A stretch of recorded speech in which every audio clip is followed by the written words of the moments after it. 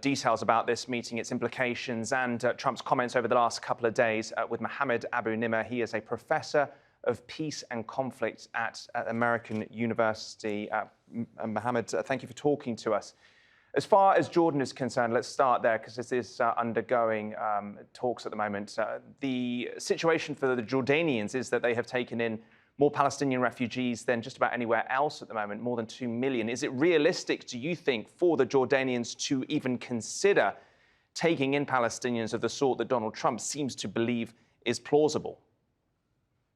Absolutely. I think that's a good point to make. And again, Jordan have taken so many Palestinian refugees in 1948 as well as 1967, and the balance of population between Palestinian demography-wise that doesn't allow and doesn't leave any room for Jordan to take any Palestinian another patch of Palestinian refugees there. And I think in general this is something consensus not only among the Jordanian but also among the Palestinians who live in Jordan and the Jordanian government and the king, that this is the absolute red line for them. And as their foreign minister a few days ago said, if this plan will go through, this is a declaration of war on Jordan, and Jordan will fight, as the foreign minister described. So it's a very, very serious matter for the Jordanian government and the Jordanian people in general,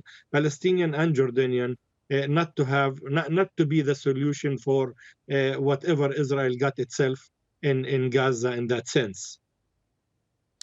I think we're trying to get a sense, Mohammed, really of collectively how seriously we should be taking all of this. It is a shocking series of comments we've heard from Trump over the last 2 days. The ceasefire deal last night, but before that, these comments about Palestinians not having the right to return and the prospect of them being ushered elsewhere in the Middle East. When Trump is making the sorts of threats to cut aid to allies, as he is to the Ukrainians, as he has been to the Europeans and to the Mexicans and to the Canadians, how much stock are leaders like King Abdullah going to place in his words, in his guarantees for aid to be part of this deal to them? Well, I think this is a leverage that Trump used, as your correspondent from Washington mentioned.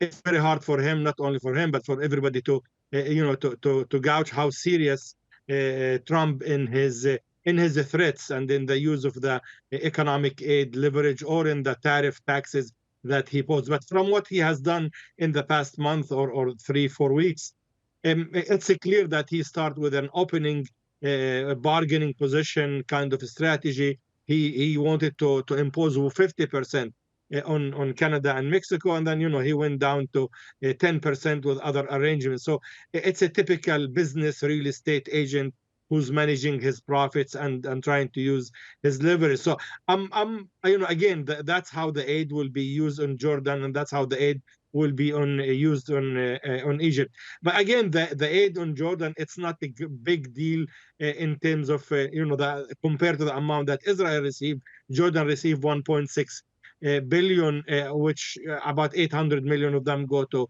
security and military, and then the remaining really on budgets and other other development projects. And I'm sure the Jordanians have made their backup plan in case that the aid will indeed be affected, and I am sure they will be able to find other resources to compensate for that. So on that one, I think the message of the king will be this is not, this is a red line. There is no bargaining on this level of accepting refugees. Maybe there is bargaining in other areas in the relationship with Jordan, but not on physically bringing Palestinians from the West Bank or from Gaza. So you believe he's making these outlandish demands as a way to recalibrate proposals that might otherwise seem extreme to looking a lot more normal. I understand that, but just to play devil's advocate for a little bit, if these proposals were serious, if we were to take them at face value, how much more unstable would they make the Middle East in general if they were to go ahead in the way that he has suggested? I mean, this is very disastrous suggestion. We're looking at a project that Israel wanted to execute since 1967 when they took control of Gaza with Levi Eshkol and with Moshe Dayan in the 70s. They were trying to get rid of Gaza, to sink it in the sea, to expel its population. And they did not succeed because it is a consensus among the Arab countries. You saw with Egypt, you saw with Jordan and Saudi Arabia, and all the Arab countries, I think, with one voice have stated this is not a plan that they can sign off. And I think this will jeopardize all the national security of the U.S. In the Gulf, the relationship with their best allies, Jordan and Egypt, and they already mentioned that both countries that this will have a major consequences. I am not sure it's going to have a big consequences on the Palestinian in Gaza. They have already been under a genocide, and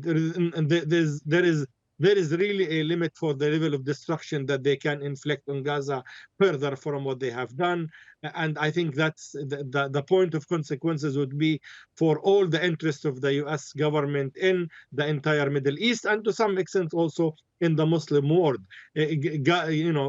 Expulsion of Palestinians, transferring them from their homeland in Gaza, that's something that will have major consequences. It's a threat to the national security of the U.S. And I think at some point, the advisors, the military, and the political experts around Trump and the Republican Party will have to stand and maybe behind the scene exercise pressure on Trump full and irresponsible statements regarding this issue.